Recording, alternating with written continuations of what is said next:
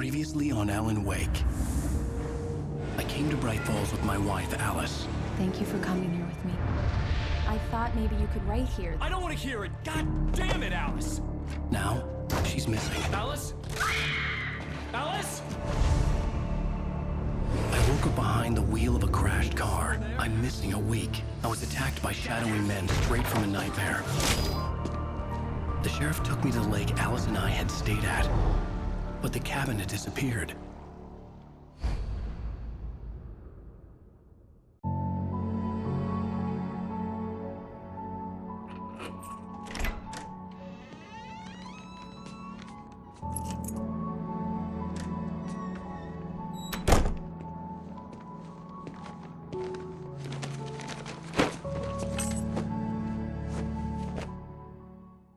Honey, I'm home.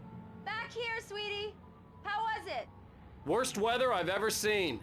You should put some coffee on. It'll warm you up.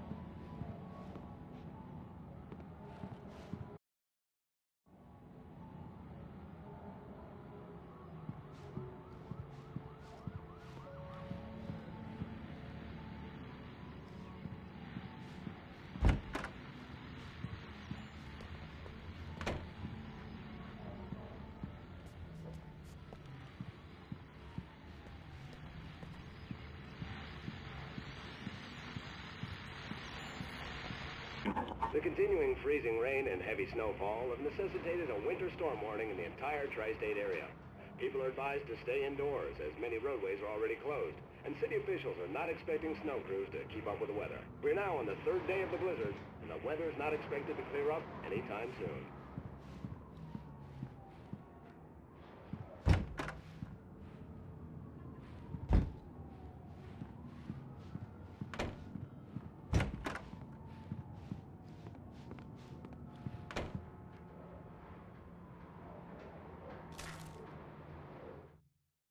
It's true what they say about the fall and the sudden stop at the end. I'd lain here in the snow while the lurid chain of scenes that had led me here kept playing in my head. A rerun of my own private snuff movie, a memory of my corpse, alone at my own wake, thinking in metaphors again. The femme fatale was gone, only a sour taste remained of the kiss that killed me.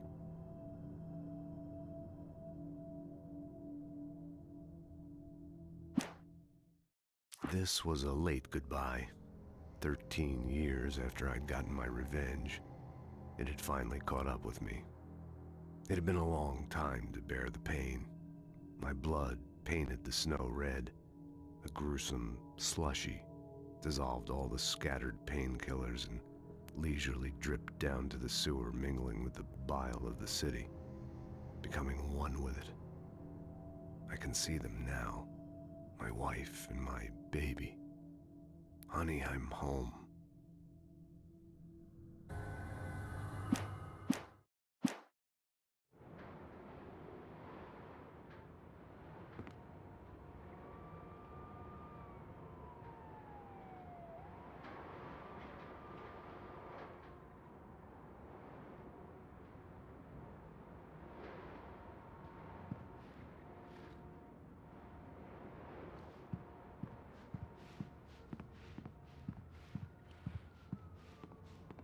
Hey, handsome. This is gonna be a long night, but these shots are turning out great. I guess you're gonna need that coffee then. I'll go put it on.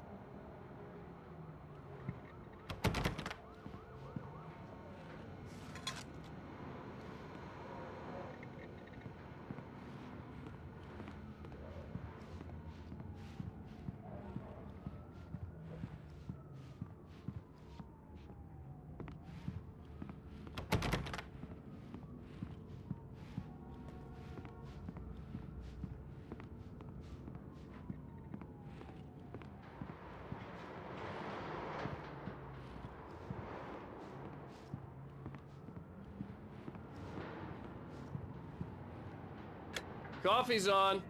Great, thanks. I'll need it if I'm gonna finish this by tomorrow.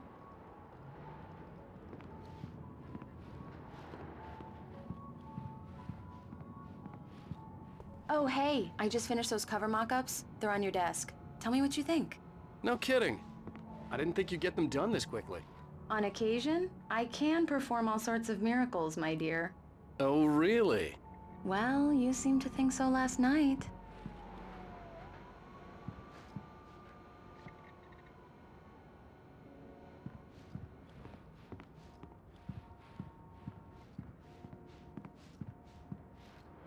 These look really good.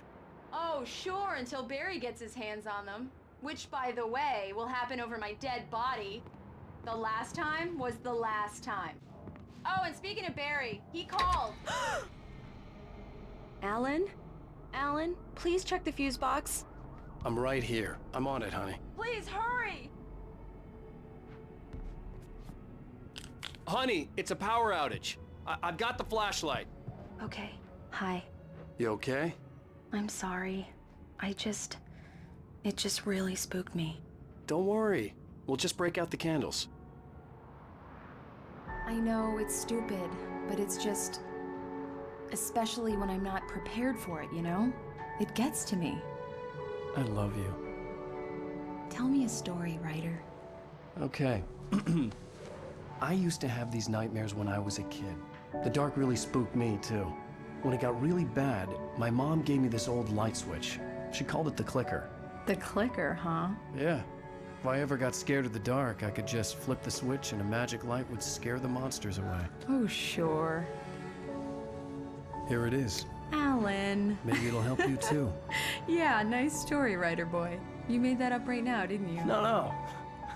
Seriously. I love you, even if you are a liar. Thanks for this.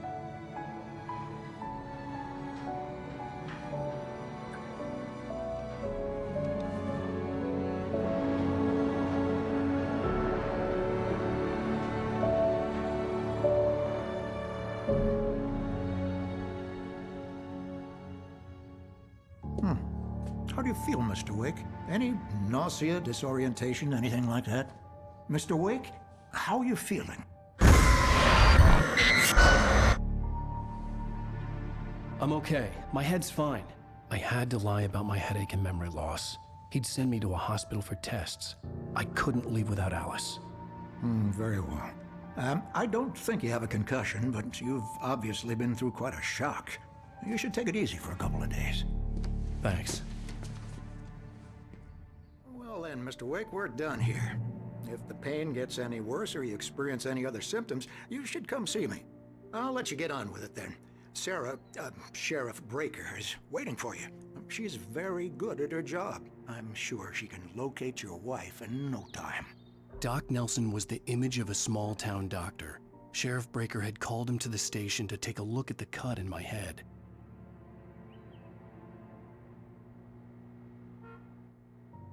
I'm sorry you had to cut your morning fishing short for this, Doc. Oh, she's a beauty, ain't she? Not the biggest I ever caught, if you can believe that coming from an old fisherman like me, but she's right up there. Now, she's a largemouth bass, which is what you're after if you prefer a lure. Now, if you want either trout or salmon, on the other hand, then it's fly fishing for you. You a fishing man, Mr. Wake? Oh, doesn't really matter, I suppose. But it can be very relaxing out there. You can't get me off the water this time of year. Closest thing to heaven. I'll take your word for it, Doc.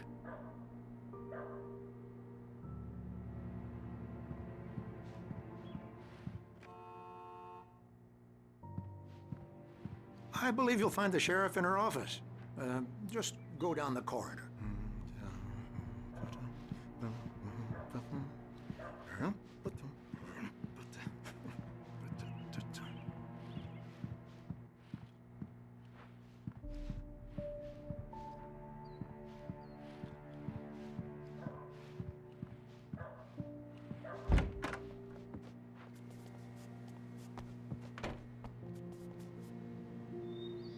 Thank you for testing the lights, Miss Weaver. Everything seems to be fine. I don't have the luxury of being complacent, Deputy Grant. The bulbs will need changing, so you can't change them in the dark. I'll be sure to take care of it, Miss Weaver. Have a nice day now. Very good. I'll come back and record to remind you, just in case.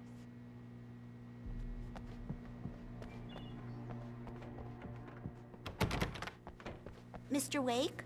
The sheriff is waiting for you in her office down the corridor. That was Cynthia Weaver. I guess you can call her the town eccentric.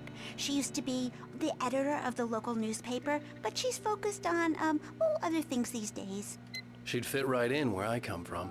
As you can see, she's a little obsessed with maintaining the light bulbs of the whole town, refuses to step on shadows, things like that. Back in her day, she wrote about all sorts of weird things in the paper. Bright Falls has a colorful history. Of course, what small town hasn't?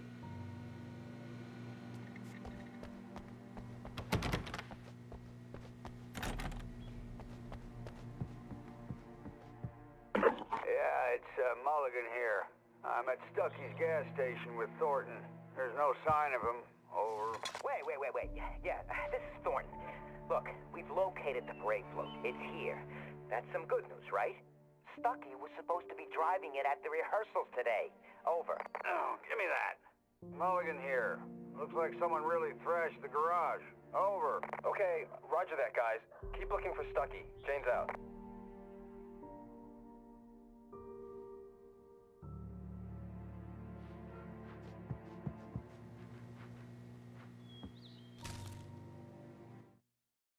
Alice looked through the viewfinder, lining up the shot.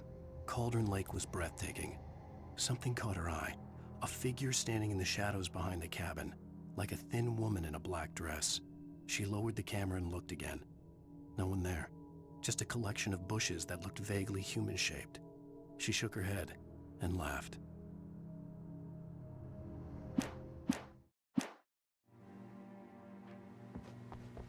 The sheriff wants to see you in her office, Mr. Wake.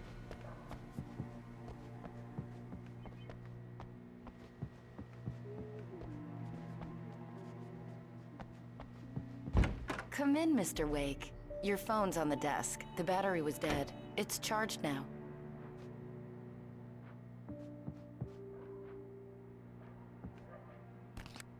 Have you started looking for my wife yet? My men are already on it. Now, can you tell me what happened? I'm not sure. I can't remember. We were arguing. I walked out of the cabin. The cabin on Cauldron Lake? How did you end up at Stucky's gas station? I wanted to tell her what had happened last night, but I couldn't. She'd lock me up. Excuse me. I need to take this. Hello? Alan, please help me. Alice? Stop talking to the law. You'll do exactly what I say if you ever want to see your wife again. Who is this? Go to the back lot. There's a hole in the fence on the left. Look inside the junker. I left a little something there to convince you we're all on the same page here. After you ditch the cops, you're gonna meet me in Elderwood National Park. There's a spot called Lover's Peak. Midnight. Don't do nothing stupid, pal. We're watching you.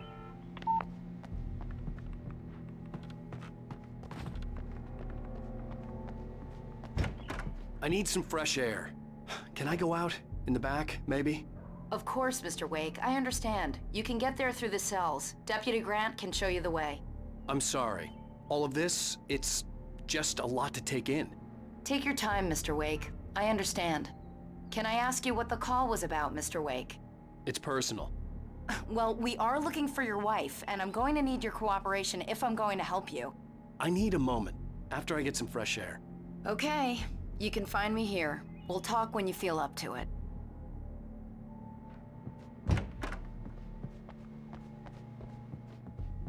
Mr. Wake, can I help you with anything? I need to get some air. The sheriff said I could go out back. Of course, Mr. Wake. You can get there through the cell corridor. Just don't mind Walter in there. He's one of our regulars. I thought he quit drinking for good. Oh, no such luck. He went on a bender and beat Danny pretty badly. He started shouting like that the moment he woke up. You can get to the back lot through that door and down the corridor, Mr. Wake. You turn the light. The light's on. The deputies, they don't understand. They won't listen to me. I need it to be bright in here. Thank you, man, thank you. Hey, you're all right. You're a good guy. Don't let anybody tell you different. You know, I shouldn't even be in here. The cops, they got it all wrong. See, sure, I beat him up, but I wasn't drunk. I mean, I wasn't drunk at the time. I only got drunk afterward. Okay, listen, you gotta listen carefully now. Here's the kicker. That wasn't Danny. No, sir. It only looked like him. You wanna know who it really was? I'll tell you who it really was. It was a goddamn space alien! I know it sounds like something a drunk would say, but believe me, I wasn't drunk then.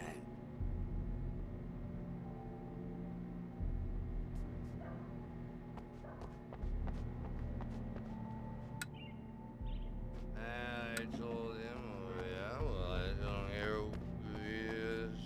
We're on your feet. In spite of its human mask, to describe the dark presence as intelligent would have implied human qualities on something decidedly inhuman. Nonetheless, it found the one spot in the diner that was dark enough. Some light spilled into the corridor, ravaging it.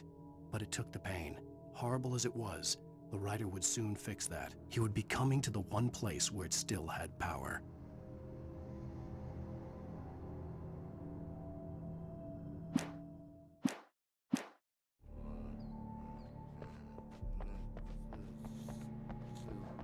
Oh, why'd you do that for? You're with them, aren't you? You're those space aliens! You think you got me right where you want? Well, you just wait! You just wait! Stick by my world. The early morning light hurt my eyes and made my head ache. The man on the phone had said, "Go through the fence on the left."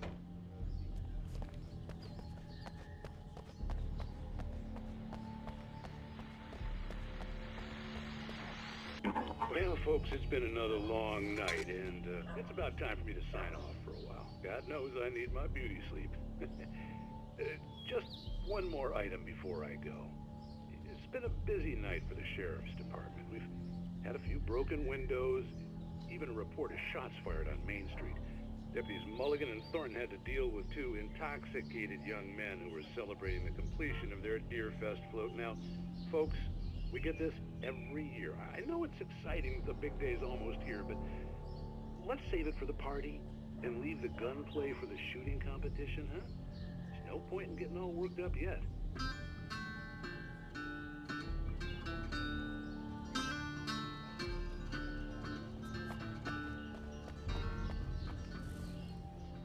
The caller had told me to find a hole in the fence behind the police station.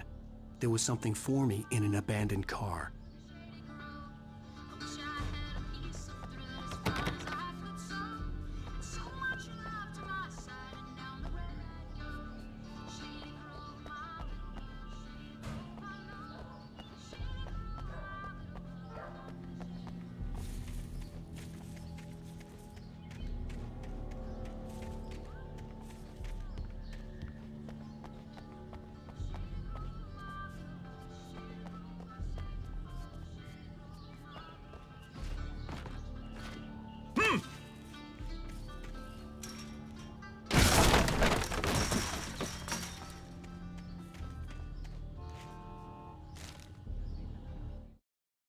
The kidnapper fired his gun one last time, and the shadow vanished into the darkness it had come from. See? Nothing to it, Wake. The thought of Alice in his hands was revolting. We stood on the wooden platform of Lover's Peak, the waterfall on the mountain behind us, the lights of the radio mast blinking red in the heights above. I fought with the urge to take a swing, force myself to speak. Let's cut the act now. Where's my wife?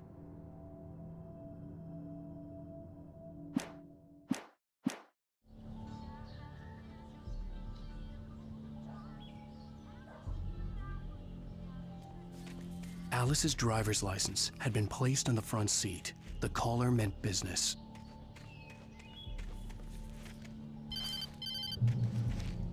Barry? Ow! Ow! Thank God! Where the hell have you been? I've been trying to reach you for a week, you and Alice. I've been worried sick. I flew out yesterday. I'm here in Bright Falls. Barry, listen to me. I'm at the sheriff's station. Come and get me. I can't talk now. Al, what the hell is going on? I had to get the sheriff to let me go. I needed to get to Elderwood National Park to meet Alice's kidnappers.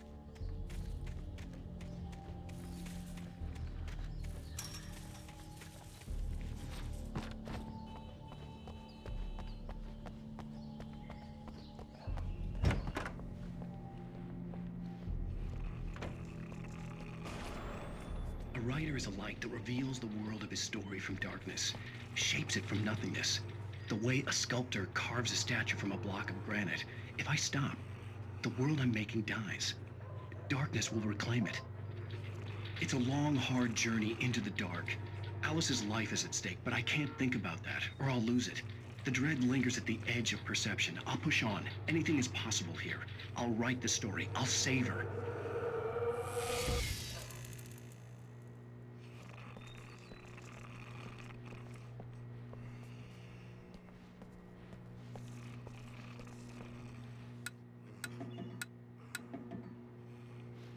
Marvelous, Sarah.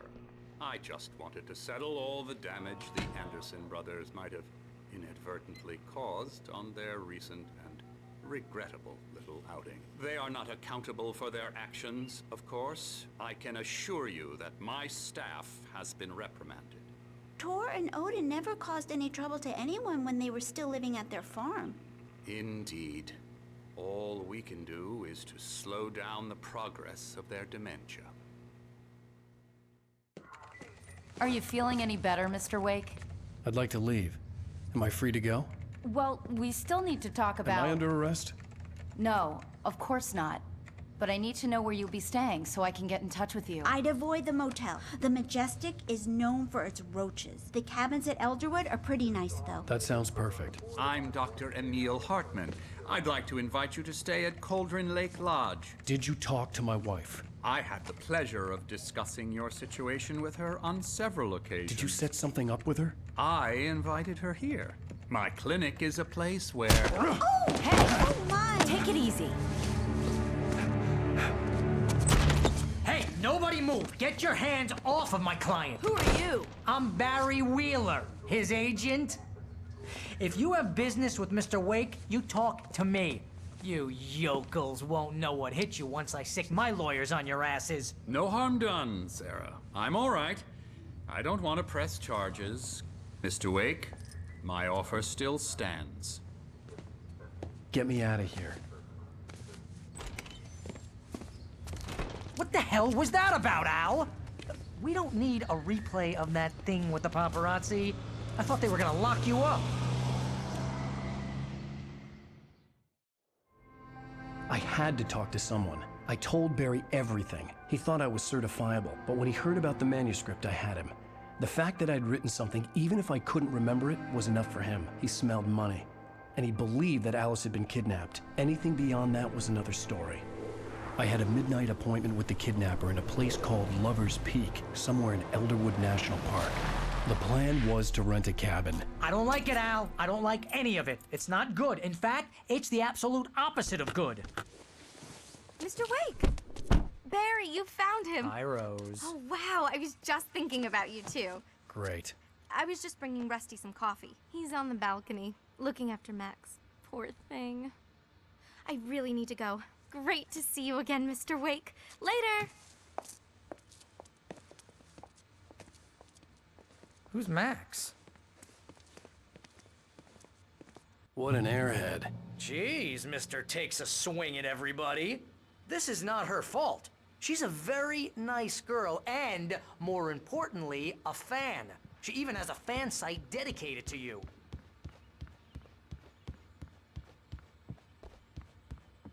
And she was very helpful when I was looking for you.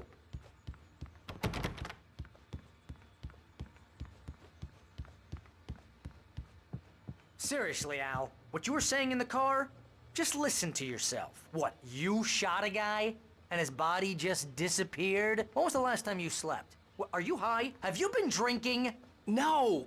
Look, Barry, I'm missing a week, and someone's got Alice, and everything's just... Do you understand what it sounds like when you say stuff like that? Don't get me wrong, it's a good story, could be a bestseller. But when you start confusing fiction with reality, you're buying yourself a ticket to the funny farm. Wait here.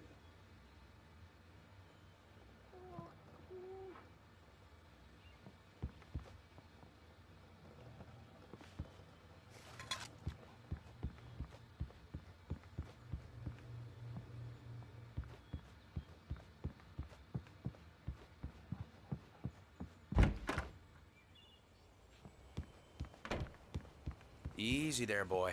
I'm almost done. Hey, Rusty, right? You rent cabins. Oh, Mr. Wake. I'd shake your hand, but mine are kind of full here. Actually, I'm sorry about this. Would you mind grabbing the registration form from the desk? It's just across from Bucktooth Charlie. Okay, sure. What happened? Crazy poachers. Max here got his foot caught in a trap. They're illegal to use here. Hell, you're not supposed to hunt within the park at all. But that doesn't stop some lowlifes. Well, at least Max is gonna be okay. He got lucky. Max is still groggy from the shot I gave him, and I'd rather not leave him alone just yet. The form's on the desk across from the mammoth skeleton.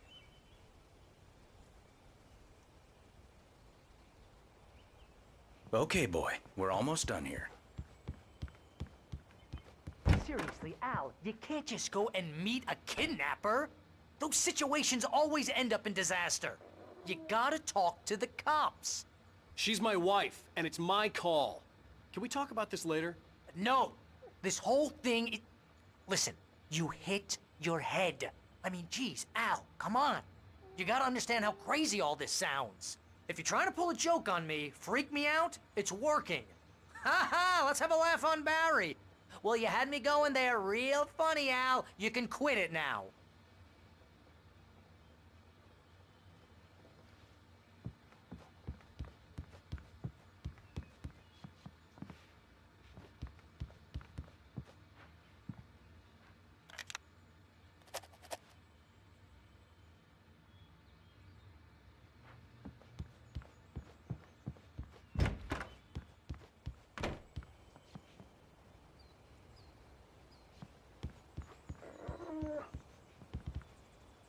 I think this is the form you wanted.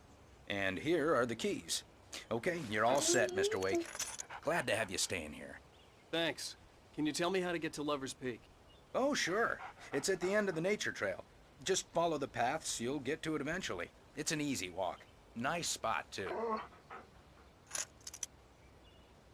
If you have any trouble finding it, just keep your eyes on the radio mast. It's right below that. Oh, and hey, if you take a walk in the woods, watch your steps so you don't end up like Max. I guess I'm a little worried. We got a bunch of campers out there we haven't heard from. It's not like these people are on a schedule, but with the traps, well, you know. I just don't want any trouble. Right, thanks.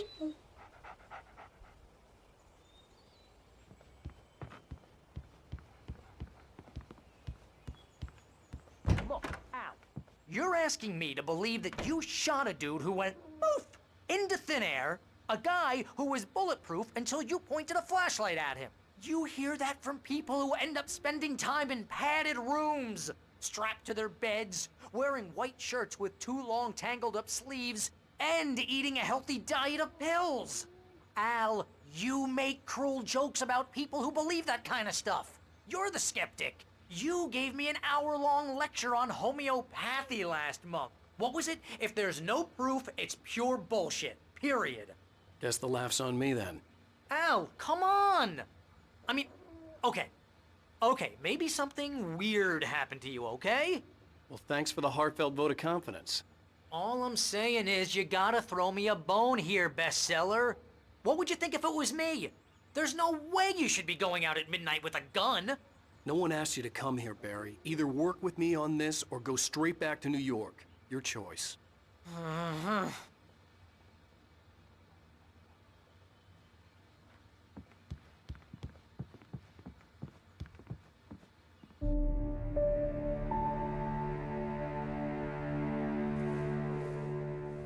That's just crazy talk, Al. Al? We should go to the sheriff or call the FBI. Damn it, Barry, they'll kill her! This is not a goddamn debate, Barry. I'm going to Lover's Peak. He said to come alone. Okay then. I understand. You're my best friend, and I'm worried that you're not right in the head. Tell me what to do to help, and I'll do it. You stay here, and if I'm not back by morning, call the cavalry. Achoo! Achoo! Just be careful with the natives, Al. These yokels are dangerous. Everybody hates a tourist, or it'll be deliverance all over again. Achoo! Bless you. Oh, this place is trying to kill me. I'll bet there's mold in here, spores, poison ivy, God knows what. This is so not worth a 15% commission.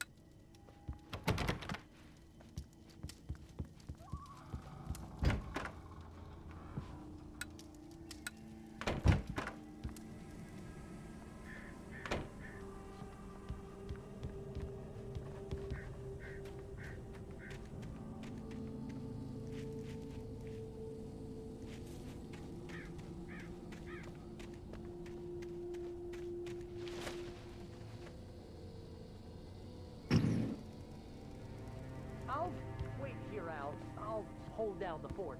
I'll be with you in spirit every step of the way, Al. Locking the door now.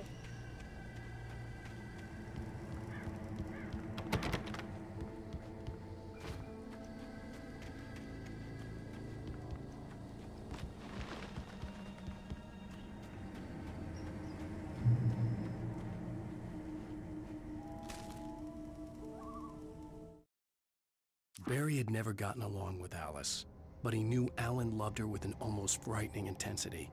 And now something had happened to Alice. And here was Al armed with a gun and saying things people got put in padded cells for. It was as if his friend had experienced a massive psychotic episode and was now totally disconnected from reality. It scared the shit out of Barry.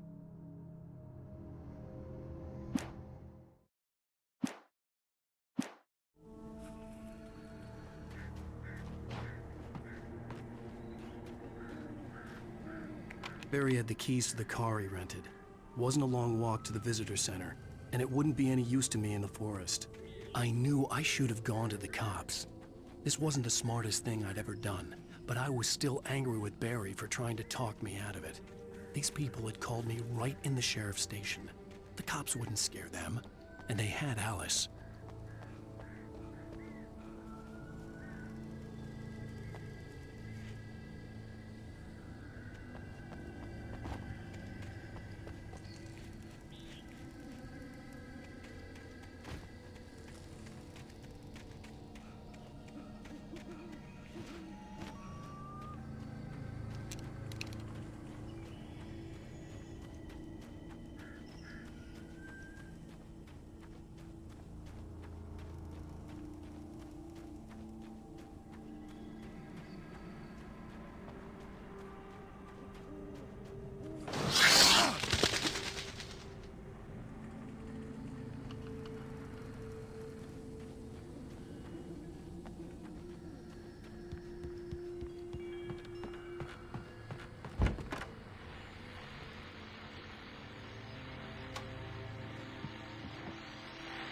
Welcome back to the show, folks. As promised, our very own Dr. Nelson has just parked his rear end in the studio. Doc, what's your Deerfest plan like? My plan? You make it sound a lot more organized than I ever seem to manage.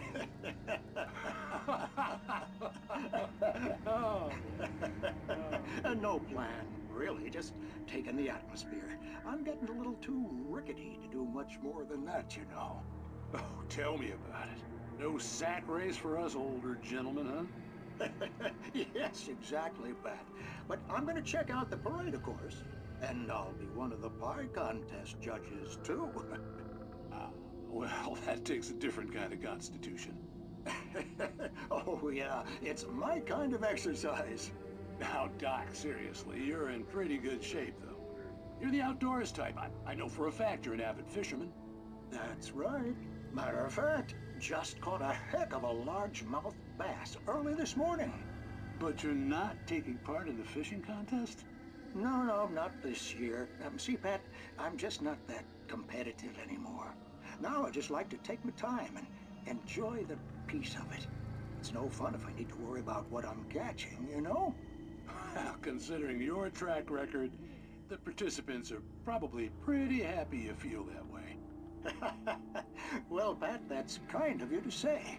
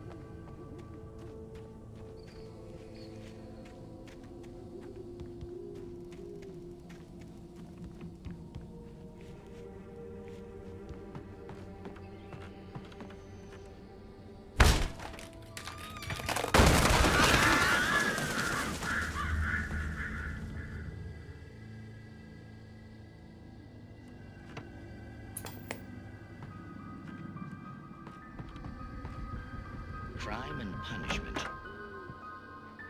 The cancer and cure of civilization. But some crimes are impossible to punish, especially in Night Springs. Tonight's episode, The Man in the Mirror.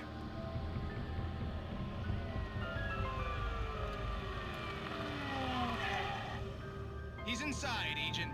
He's a weird one. So, you're confessing to killing that guy, huh? Why? Had it coming? Yeah, but why would you do that? I mean, you're a nice guy. Normal. Took your kid to a soccer game. So how come at the game, you pick a guy and, quoting from the arresting officer's report here, assault the victim's head area repeatedly with the weapon of choice being a pair of bare fists? Wow, that sentence really flows, huh? Maybe you're not the literary type. Okay, so you mess him up. But why? Who was that guy? We couldn't ID him. Why would a guy like you do him like that? I didn't like his face? Well, you must have hated it, because you really went to town there. I mean, there's no way to tell what he looked like. No ID on him either. That must be difficult. But then we ran the fingerprints. Got a match. Your prints. Identical. Huh, how about that? Your son said you were wearing a white shirt when you took him to the game. But the white shirt is on the dead guy. It's plenty red now. You won't get away with this. Do you really think that's in any way relevant to me? I had plenty of time to talk to my boy before the cops arrived, you know? He won't stop screaming, am I right? You think he's ever gonna be okay? I left my mark. Believe me. You bastard. What? You gonna shoot me? What's the point? I'm going to prison. You got me. I don't understand any of this. And you never will. Don't worry. Maybe you'll see me again, Agent. Maybe in the mirror.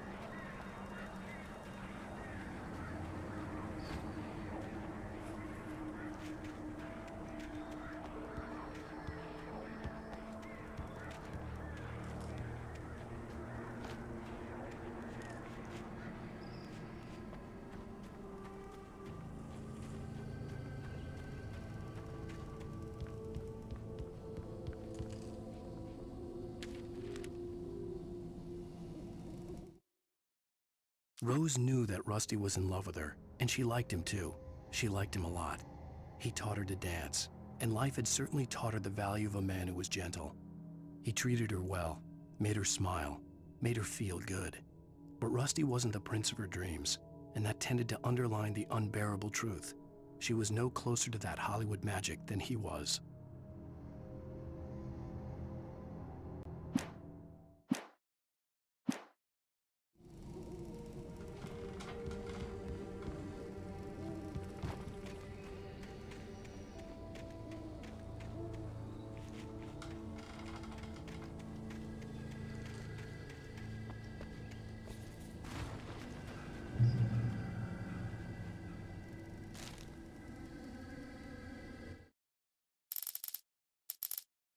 The air in the visitor center was heavy with an awful smell, as if some rotten drowned thing had crawled up from its grave.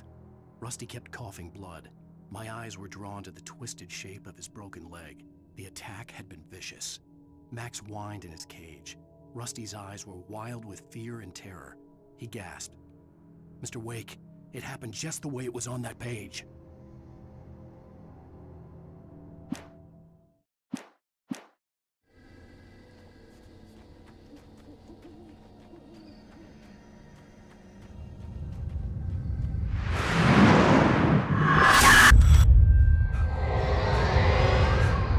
Vision left me weak.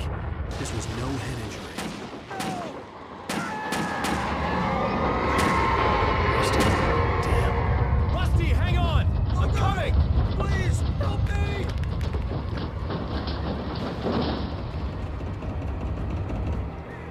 Anybody? Help me! Help me!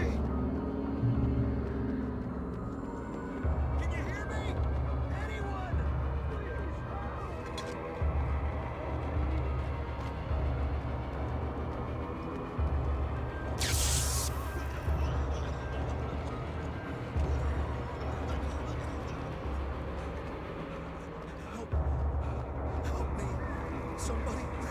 Hello?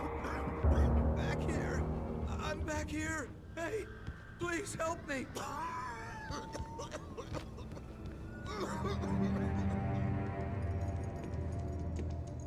Mr. Wake? Oh, hell. It happened just the way it was on that page. I found. Came true. It knew. So dark. It'll come back for me. You must... The lights. In the office. I have the key. Okay, Rusty. Hang on. I'll be right back. Whatever did this couldn't be far. Rusty had found a page from the manuscript. It would help me understand what had happened. Shh. Good boy.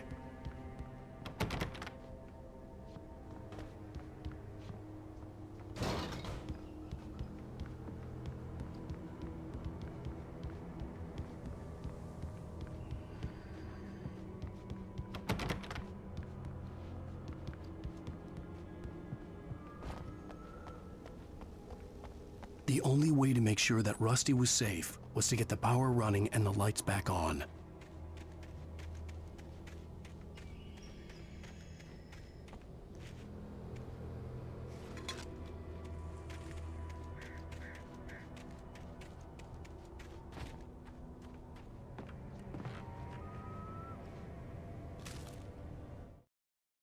The visitor center was sturdy, but the impact turned the front of the building into splinters.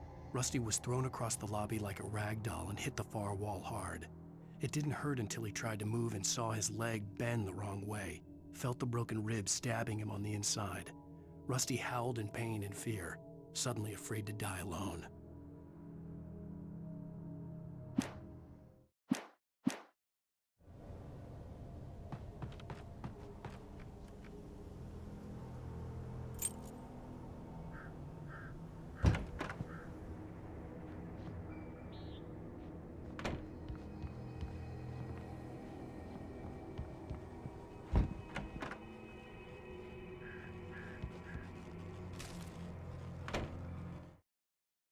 At the last instant, I changed direction and threw myself down.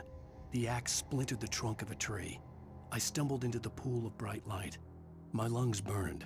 I was too exhausted to move. I tensed as I waited for the killing blow, but it never came. I raised my head. Nothing moved in the darkness beyond. For the moment, bathed in the cold light, I was safe.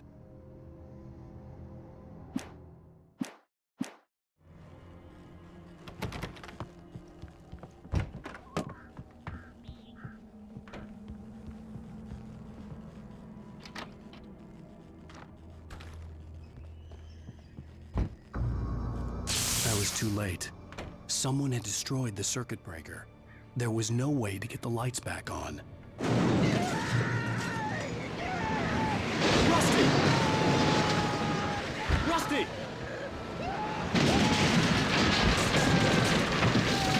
The ground was covered with oily patches that looked like liquid darkness.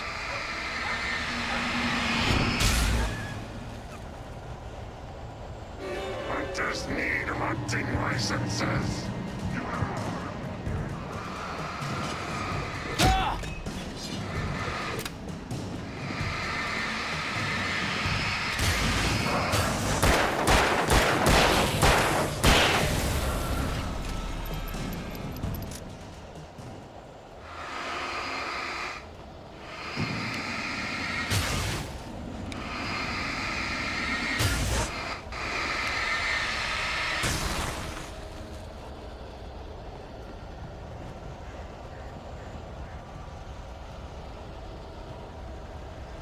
Something had torn a mammoth-sized hole in the wall.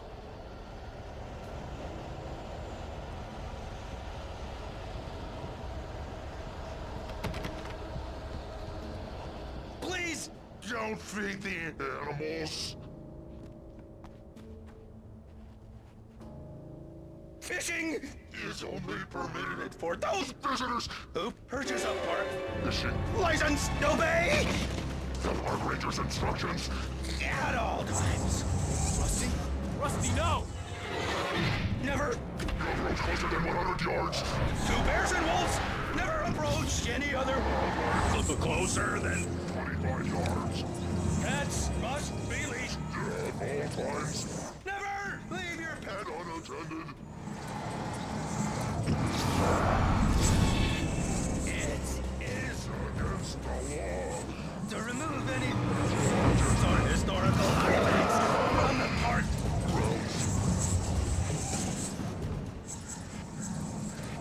This includes even you may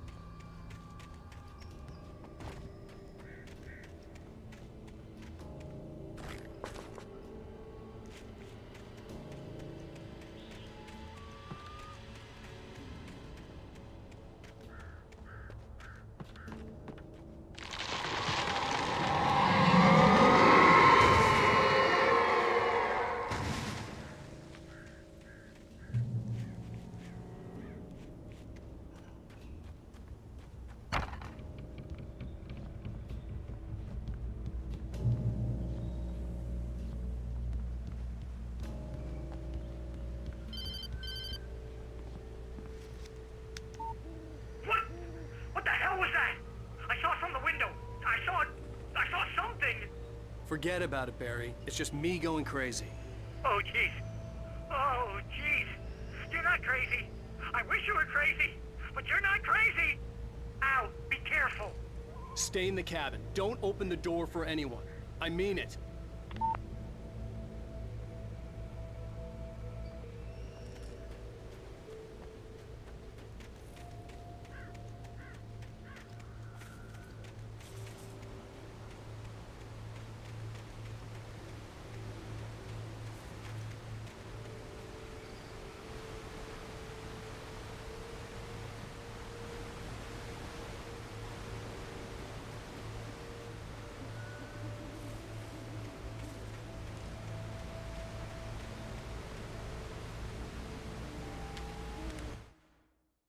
In that last instant of consciousness, Rusty thought about Rose. He was older than she was. Rose was barely out of her teens, but she made him feel young and forget what a train wreck his long-dead marriage had been. He still wore the ring. He'd been waiting for her to tell him to take it off. Now she never would.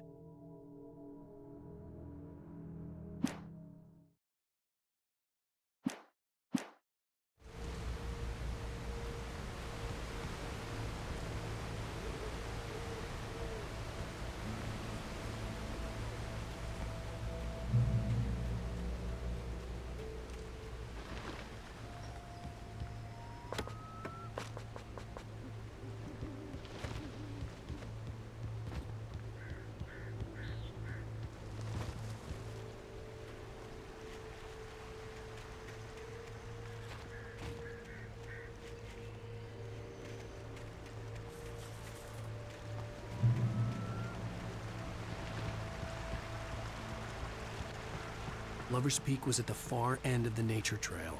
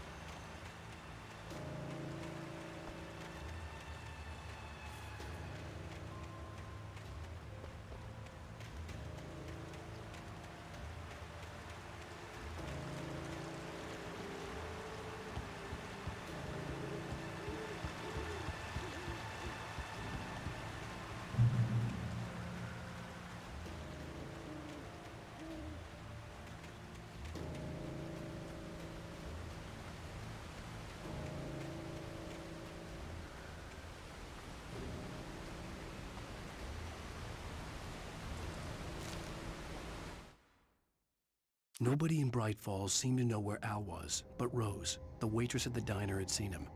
From what Barry could tell, Al pretty much fell off the face of the earth when he left the diner. Rose was just the kind of fan that Al hated, but she really tried to help. She was smart too, knew a lot about what was going on in the town, knew a lot about Al, even knew who Barry was. Barry liked her. That was no big surprise. When it came to women, Barry and Al rarely saw eye to eye.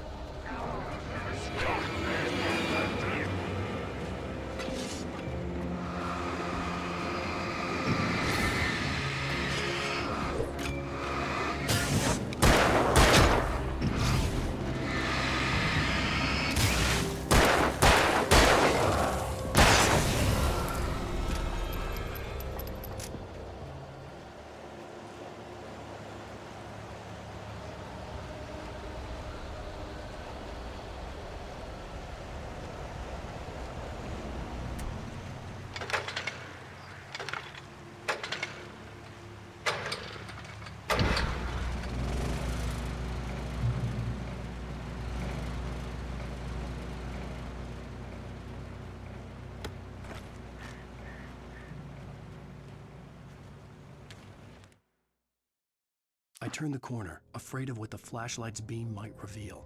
Suddenly, a roughly painted symbol of a torch glowed in the light. Behind it, hidden by a rock, sat a battered metal trunk. It was here for a reason, packed with supplies, batteries, flares, ammo, things you need to make it through the darkness of the night. Something left behind by someone who knew what I knew, and more.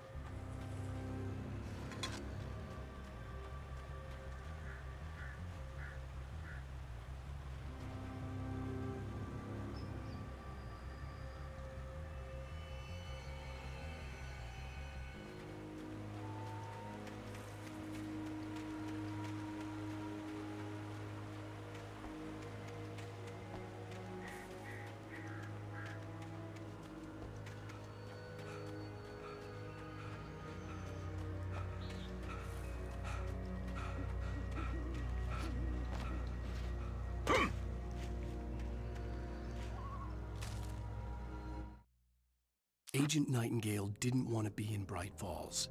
These little communities revolted him, and he didn't like the trees or the coffee. He now knew that impossible horrors lurked behind the storefronts and smiles. He desperately wanted to turn the car around and just drive until he passed out or ran out of road and booze. But he had a job to do. He had a rider to catch, at any cost.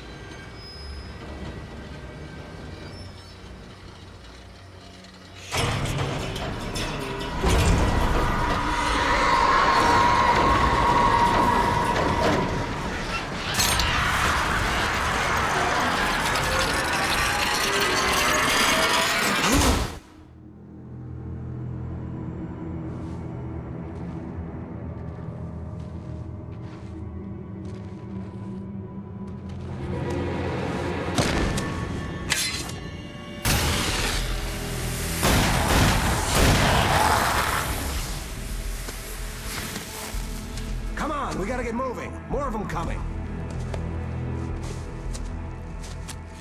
That flashlight's kid stuff. The flares will keep the bastards away.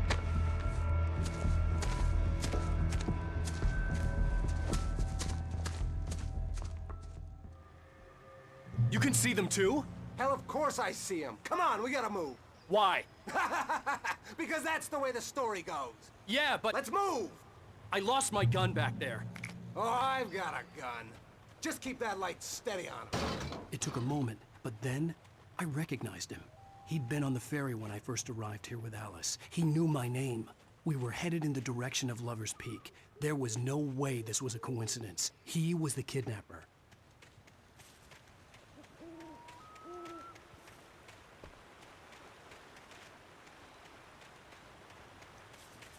Come on, Wake! You better keep up.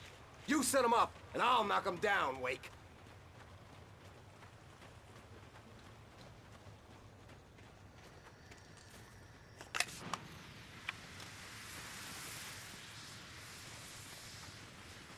Hear that? It's them.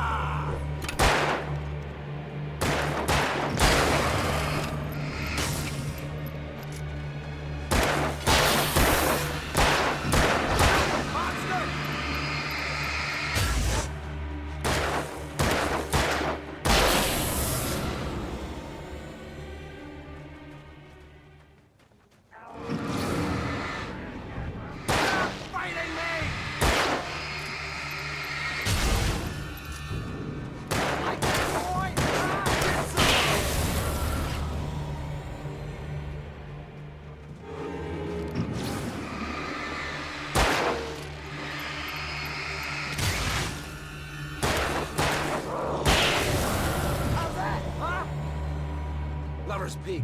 Right up these stairs, Wake. Use the flares from the emergency box to hold them off while I get these boards off.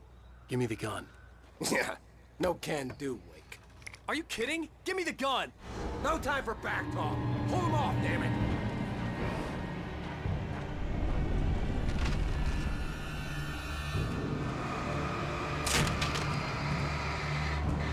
Just a little longer. Scare them off.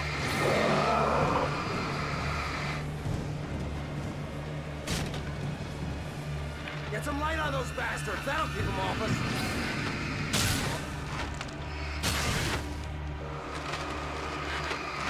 Just a little longer. I almost got it. Okay, it's open. Move it or lose it.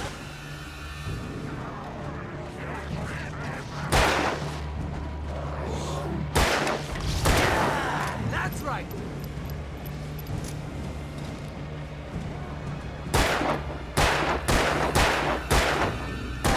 Feeling better now, Wake. All cozy and safe. Come on. Only sissies are afraid of the dark.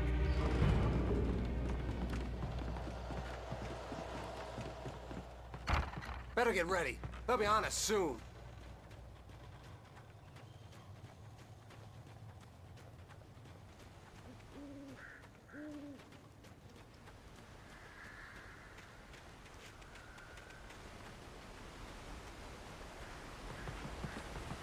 This is it, Wake. The last stand. There's more flares here. Get ready. We fight them as long as they keep coming. Give me the goddamn gun! They're coming! That's not how this goes.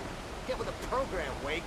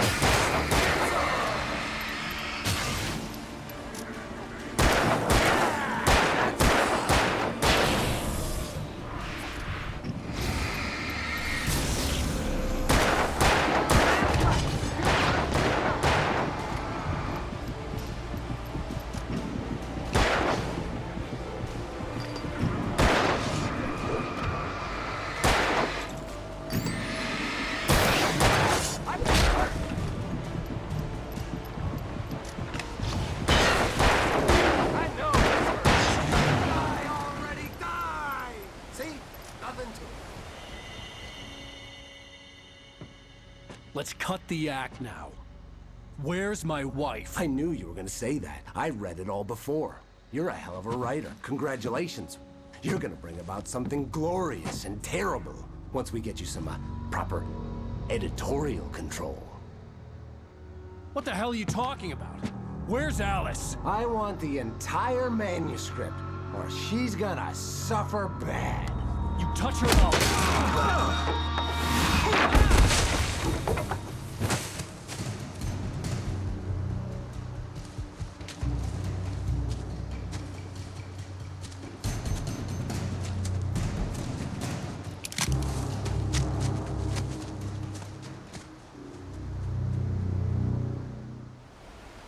You're gonna give me the manuscript or you'll be sorry. No! Come back here! I swear I'll kill you if you hurt Alice! Do you hear me? Come back here! He had Alice, and he wanted the manuscript because he thought it held some magical power. But I had no manuscript to give him. I had to get back to Barry and figure out my next move. On more than one occasion, Alice had tried to explain to me how it felt to be afraid of the dark. To her, darkness wasn't simply the absence of light, but something more tangible than that. It was something you could touch and feel. Worse than that, it was something with a mind of its own, something malicious and malign. For her, things changed when they were wrapped in darkness. They turned into something else, something foreign, and nothing was safe or innocent anymore. I'd never really understood what she meant, until now.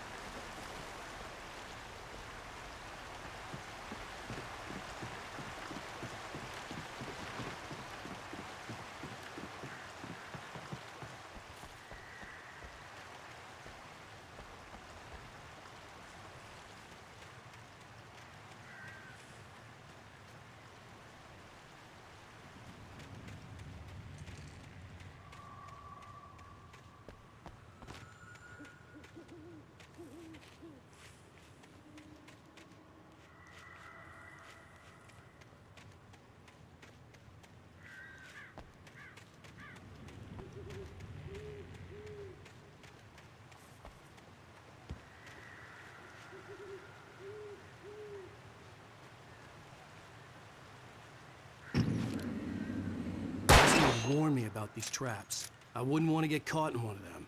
Those teeth look nasty.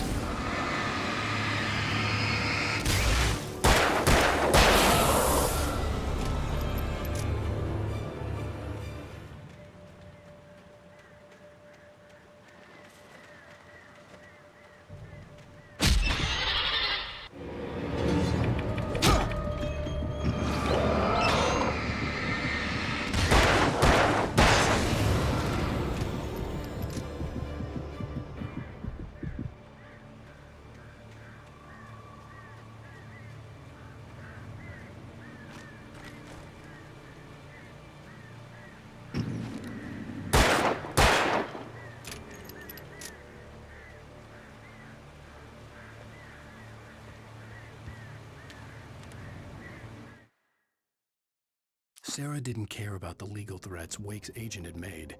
She let Wake go without argument, because there was something about him she couldn't quite put her finger on, something that reminded her of her father. She didn't think Wake would hurt his wife. Then she thought about the way he waded into Hartman, that hair-trigger rage flaring up without warning.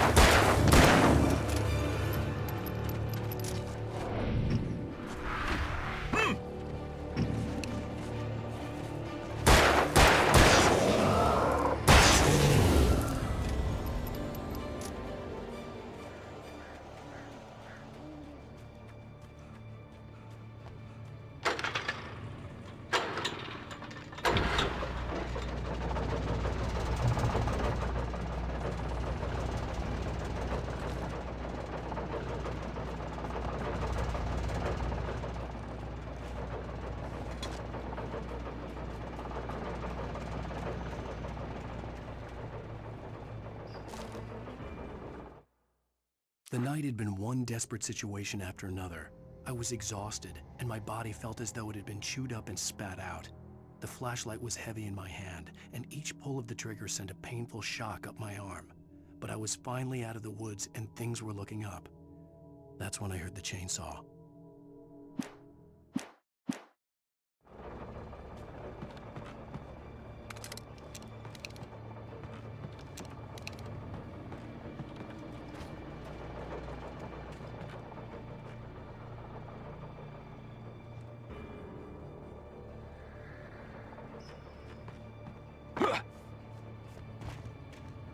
I had heard the plane fall. It made no sense. It was clear that it had just fallen here, but it was very old and obviously hadn't flown in decades. Looking at it sent a shiver down my spine.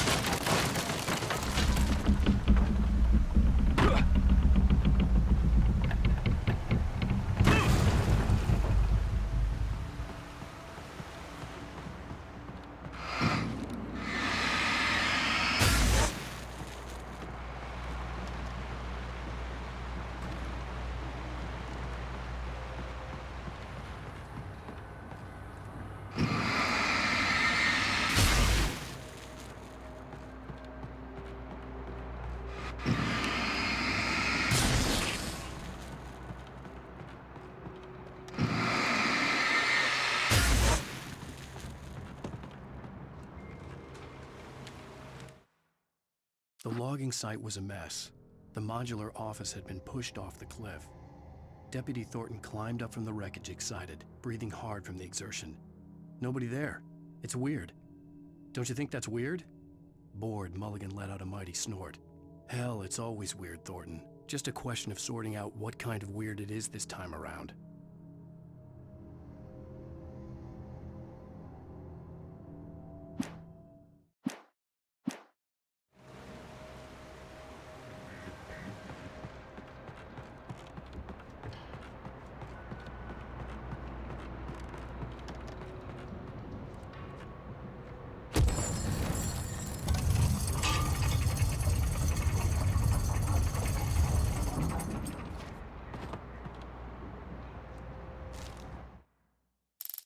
When Barry saw the darkness attack the visitor center, it made him a believer.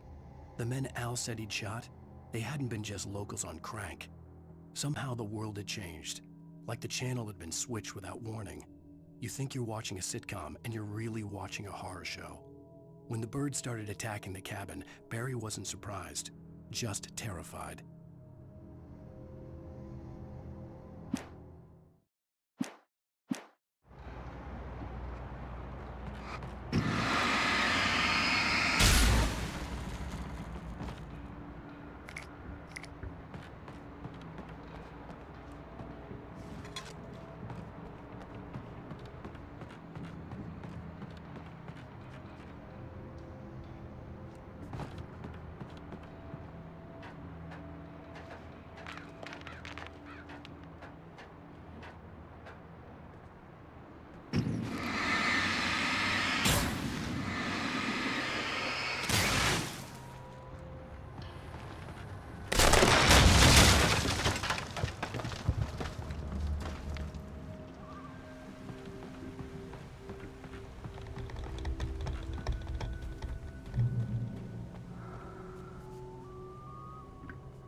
Beware of Widowmakers.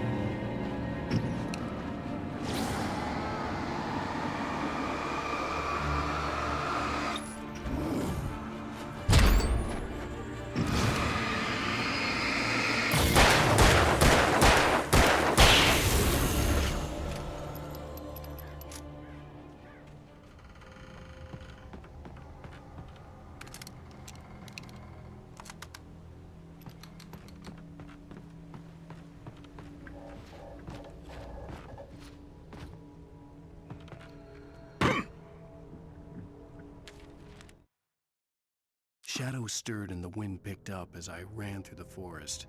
I felt the dark presence turning its gaze toward me. Then the moonlight was blotted out by dark shadows that raced violently across the ground, moving too swiftly to be natural. Darkness gathered between the trees and melted again to reveal the taken. No natural path had brought them here.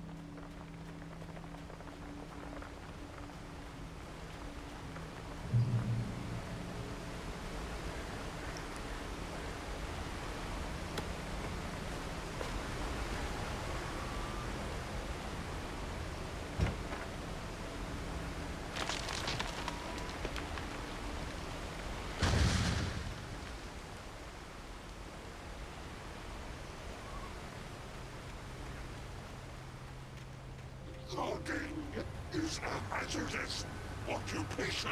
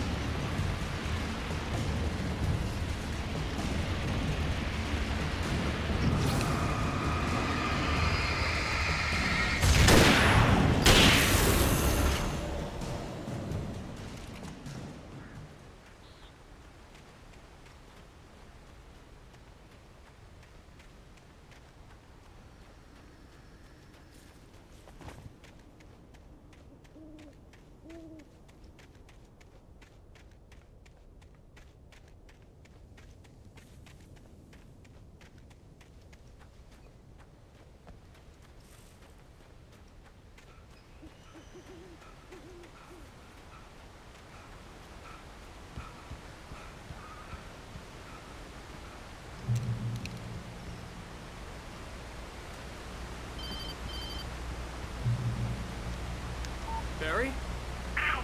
The porch is covered with birds. They've got all Hitchcock on me. Stay out of sight. I'm on my way. Don't open the door. What am I, crazy? Stay hidden. I'll be there soon. Just make sure you keep the lights on.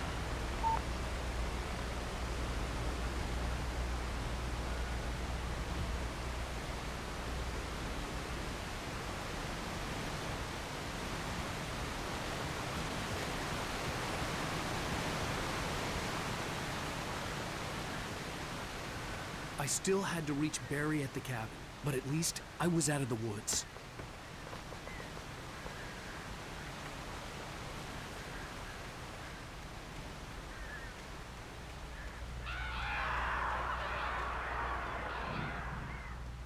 I'd have to get the car from the locked garage.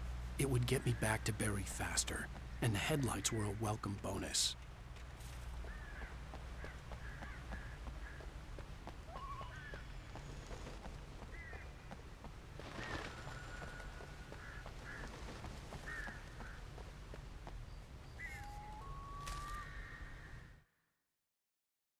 The FBI agent's command froze me in place. I considered surrender. It was all falling apart anyway. I could give in, let someone else deal with it, but it felt all wrong. Call it instinct, his posture, the way he held the gun. He was no friend. Shots ringing in my ears, I leaped for the hole in the fence and stumbled into the darkness beyond.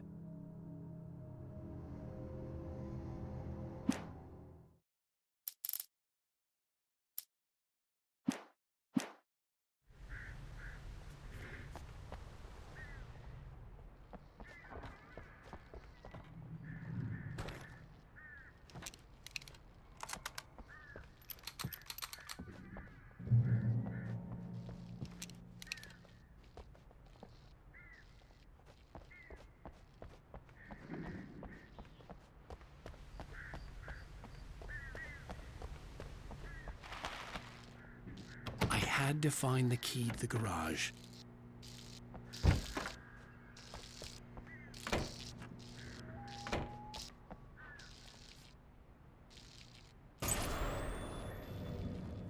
A story is not a machine that does what you tell it.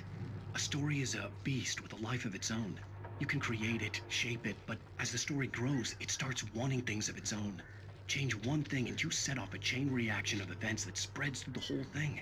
The characters have to be true to themselves. The events need to follow a logic that fits the story. A single flaw and the magic is gone. The story dies. Alice dies.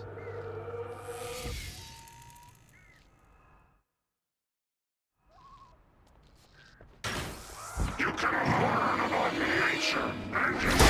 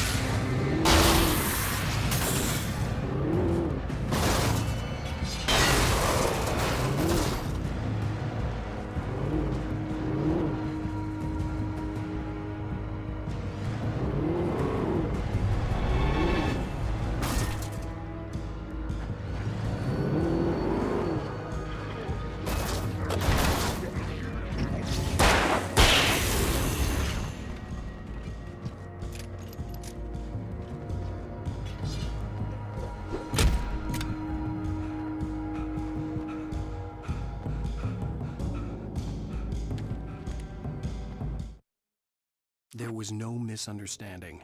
Cauldron Lake was where Alice and I had stayed, but there was no cabin and no island. I was missing a week. What had happened to me? What had happened to Alice? I had to get her back. I couldn't face life without her.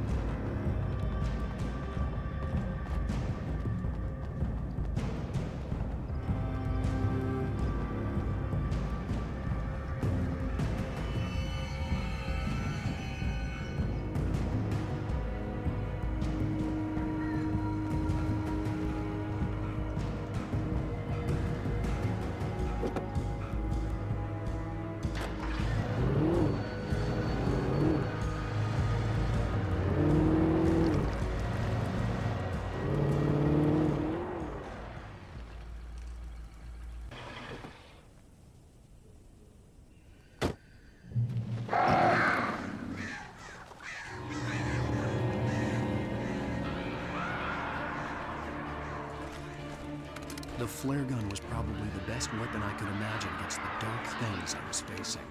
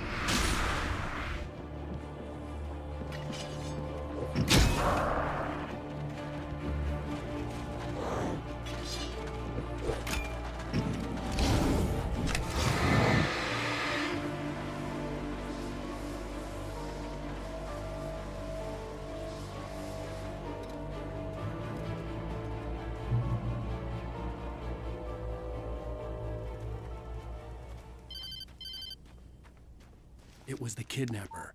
You son of a bitch! Where's my wife? Enough horseplay, Wake. You deliver the manuscript, and you can have your woman back. Simple as that. I don't... Listen. I'm gonna need time to finish it. I still need to write the ending. I need a week. It's not done? I need a week. 2 days. The old Bright Falls coal mine is nearby. You can find it easy, city boy. The main building, there at noon. You bring the manuscript, you'll get your wife. If not, well, get me? Yes, I get you.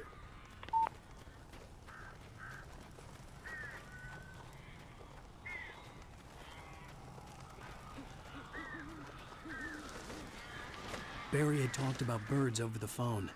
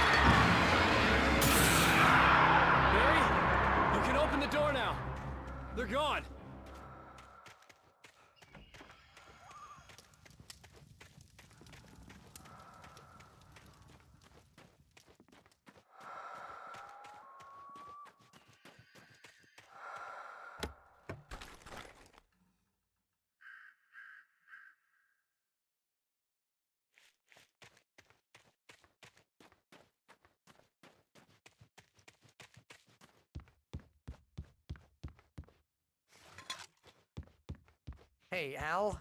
I'm sorry for thinking you were having a psychotic episode, man. I sent Barry to the town to ask around about a man fitting the kidnapper's description. He'd go through the archives of the local paper. Perhaps he could learn something. Anything about the island and the cabin that had disappeared. The man wanted a manuscript. I had to try to write him one to get Alice back.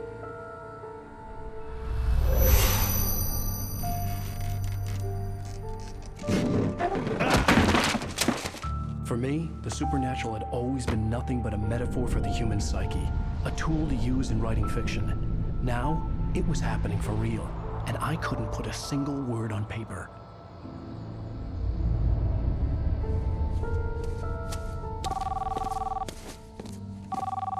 Barry Wheeler speaking. This is Rose. Rose? I found Mr. Wake's pages. Oh, you sweet, brilliant girl. Could you and Mr. Wake come get them? I live in the trailer park outside the town. We'll be there in less than an hour. Bye now. See you soon. Have a great day. Hope you come back soon. Welcome to the Oh Dear Diner. Good.